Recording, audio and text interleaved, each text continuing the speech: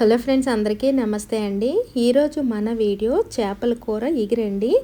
ఏ చేప అయినా సరే మనం ఎగురు పెట్టాలి అనుకుంటే ఈ మాదిరిగా, అంటే నేను ఇక్కడ వీడియోలో చూపిస్తున్న మాదిరిగా మనం వండామంటే కూర అయితే చాలా అద్భుతంగా ఉంటుందండి. అయితే ముందుగా చేపలను శుభ్రంగా క్లీన్ చేసేసుకున్న తర్వాత అందులో కాస్తంత ఉప్పు, కొద్దిగా పసుపు, కొద్దిగా కారము, కొద్దిగా ఆయిల్ కూడా వేసుకొని ఇవన్నీ కూడా ముక్కలకి పట్టేటట్టు బాగా కలిపేసుకోవాలండి. ఇక్కడ మనం కలిపేటప్పుడు ఈ ముక్కలకు మాత్రం బాగా పట్టించాలి.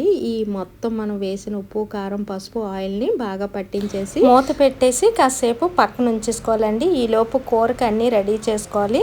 ఈ సైజు అంటే ఒక చిన్న సైజు 4 ఉల్లిపాయలను తీసుకుని వాటిని ముక్కలు కట్ చేసుకుని మిక్సీ పట్టేసుకొని ఆ మిక్సీ పేస్ట్ కూడా పక్కన పెట్టేసుకొని స్టవ్ వెలిగించుకొని బాండీ పెట్టుకుని అందులో కొద్దిగా ఆయిల్ వేసుకొని కొద్దిగా పచ్చిమిర్చి, కొద్దిగా కరివేపాకు వేసుకుని అది కాస్త దోరగా వేగనివ్వాలండి.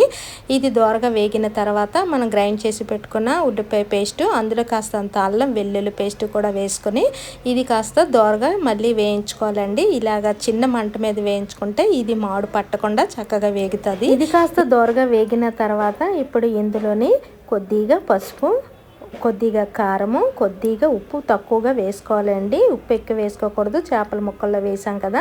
ఆ తర్వాత కొద్దిగా జీలకర్ర పొడి, కొద్దిగా ధనియాల పొడి, కొద్దిగా గరం మసాలా పొడి వేసుకుని ఆ తర్వాత కొద్దిగా వాటర్ వేసుకొని ఇదంతా కూడా గ్రేవీ అయ్యేటట్టు ఒక 10 నిమిషాల పాటు బాగా మరగనివ్వాలండి. ఇలా వాటర్ వేసిన దాంట్లోని మనం బాగా మరిగించుకుని ఆ తర్వాత ఇందులోని చేప ముక్కలు అయితే వేసుకోవాలండి.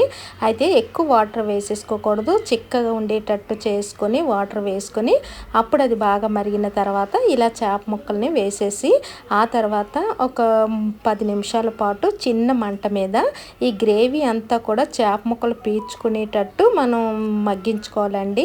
ఆ చేపల్లో ఉండే వాటర్ అంతా కూడా పైకి వచ్చేసి దీనికి గ్రేవీ అంతా కూడా చేప ముక్కలు పీల్చుకుంటుంది. ఇలా ఈ మసాలా గ్రేవీలో మగ్గిపోయిన తర్వాత కొద్దిగా చేపలు ఉడకటం కోసం కొంచెం వాటర్ వేసుకొని మరొకసారి ఇలా కలిపేసుకొని మూత పెట్టేసుకొని మళ్ళీ 10 నిమిషాల పాటు ఉడికించుకుంటే కూర అన్నది చాలా బాగుంటుందండి.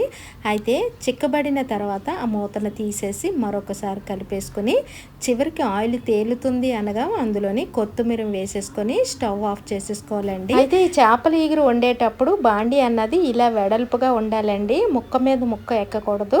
అలానే చేపల ఎగురు వండేటప్పుడు ఎక్కువగా గరిటె ఉపయోగించి కలిపేయకూడదండి. ఇక్కడ నేను వీడియోలో చూపించిన మాదిరిగా కలుపుకోవాలి. అయితే ఫ్రెండ్స్, చేపల కూర ఎగురు చల్లారిన తర్వాత ఈ మాదిరిగా మనకి కూర అయితే ఆయిల్ అంతా తేరి ఎగురు అయితే ఇలా ఉంటుంది ఫ్రెండ్స్. ఏ చేపతోనైనా సరే ఎగురు ఇలా వండామంటే టేస్ట్ అయితే సూపర్ గా ఉంటుంది ఫ్రెండ్స్. మీరు కూడా ఇలా ట్రై చేసి ఎలా ఉందో నాకైతే ఒక కామెంట్ పెట్టండి ఫ్రెండ్స్. వీడియో నచ్చితే లైక్ చేయండి ఫ్రెండ్స్.